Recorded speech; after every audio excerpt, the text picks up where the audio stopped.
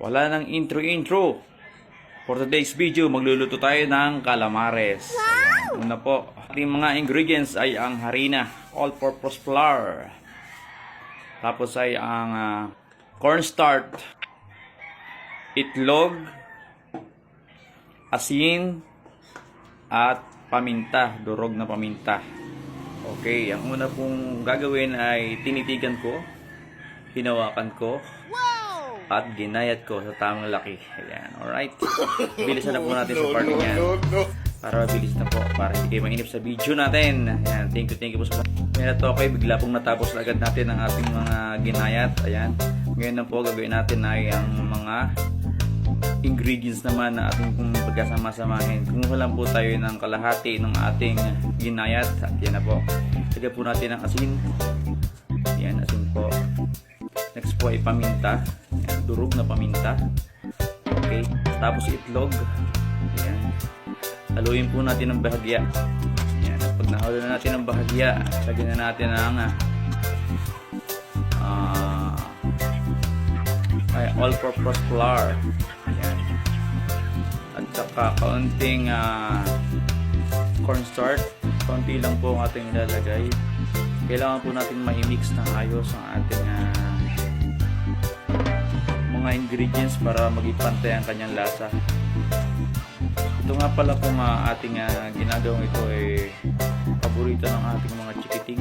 Paborito ko na rin, kaya naisipan ko magluto.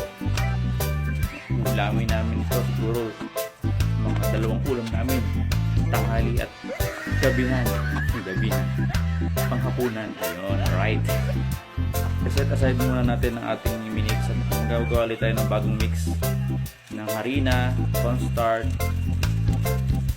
at lagyan natin konti. Yan, bitchin, yan po, optional po yan, bitchin, bahala kayo kung gusto nyo lagyan. At asin uling konti. Okay, tsaka pamintang durog. Yan. Sarap kung may paminta talaga kahit sa karne, maraming paminta.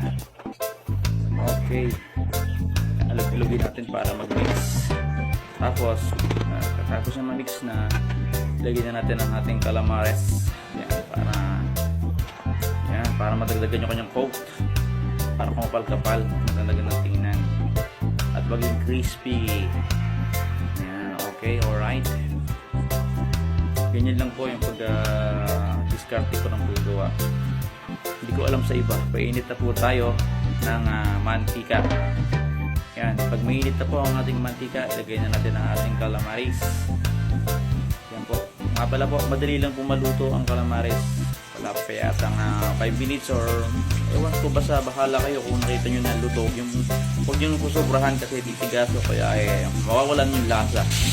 Yung tama lamang, katang-tamang luto lang.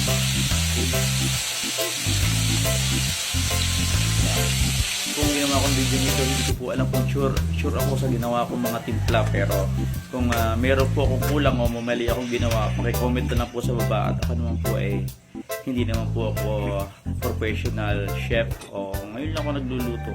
Ito ay trip lang ba. Yan, okay, luto na po ang ating calamares. Ayan, ready to eat na. Ayan, nakakain na kami. Bye bye, salamat, thank you for watching.